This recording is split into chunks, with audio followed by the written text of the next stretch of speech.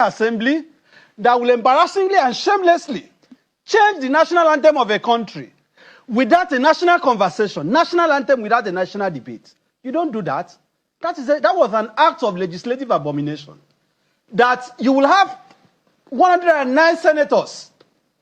You have 360 members of the House of Reps arrogate to themselves the power to alter one of the most significant symbols of our country without a debate, without an opportunity for input from those who are supposed, they are asking me now and you to sing a national anthem, recite the national anthem, that we did not participate in reintroduction.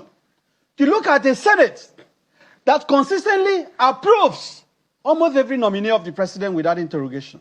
A Senate that has abdicated the very sacred responsibility of parliamentary oversight. A Senate that since Akpabio became the president, we have not seen one, I challenge you, one outstanding parliamentary inquiry that has resulted in the indictment of members of the executive arm of government, either for corruption or ineptitude. This has been a Senate of cover-ups. A Senate that has become notorious for approval of questionable loans without question.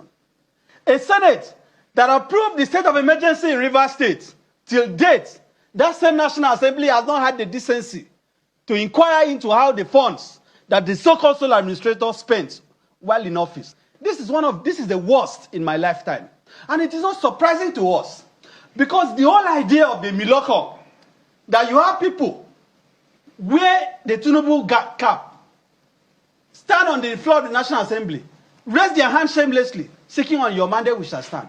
What was their mandate? It was supposed to be a legislative mandate. It was supposed to be a mandate to make laws for the good of the country. A mandate to investigate infractions in the country. But what have they arrogated to themselves? They have told Nigerians, we are not here to serve your interests. We are here to save Asiwaju. We will save Asiwaju from the beginning to the end. And that explains why at every point, this National Assembly has been very shameless. Look at what has happened with the so-called fake agency. Presidential Council. That would be a strong word for the institution. No, do you know what they said? They said, no, we cannot investigate it. We do not. But the House of Reps is investigating. I'm talking, why is the Senate not investigating? Do you believe something will come out of what is going on in the House of Reps? We know what some of these inquiries are about. Look, there may be a few decent people, there are a few decent people in the National Assembly. But to the extent of the issue of leadership, to the extent that even their own budget, you, as you are talking to me now in the media, Channels TV cannot show me the budget of the National Assembly today. What do you expect? I'll find it. Please, find it and show it to Nigeria. I am making the point. There's a provision I am making the point. Breakdown, I'll find it. That the solution to our national crisis, the crisis of leadership, is not spiritual. These are human beings who have resolved. I call them, you know what I call them? You know what I call them?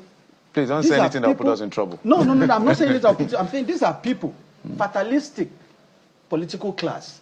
They have resolved that would rather die than allow the country move forward. Right. If we are going to change the current direction of our country, we need to really look at the character of people in the National Assembly.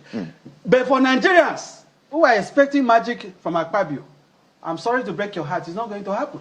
They will only get worse and worse and worse by the day. Yeah. Well, you didn't speak to the assets for future. I don't know, maybe. Quickly, how come? So that we can get to the that it is possible to live in a country where they are telling us that a former chief law officer of Nigeria was able to acquire how many? Almost 30 or 40 houses? 50. They got about. How many houses can Malami sleep in a night? They got 40. Let's not talk about the forfeiture. How was it possible for him to acquire these assets? And that is why I must commend the EFCC chairman on that point, to the extent that they were able to search those assets, recover them. But the Nigerian people must ask a question. How was it possible? How is it tenable in a country that people cannot feed? In a country that people are sleeping under the bridge? That one person is able to acquire this kind of property. It is simply insane what is going on in our country. All right.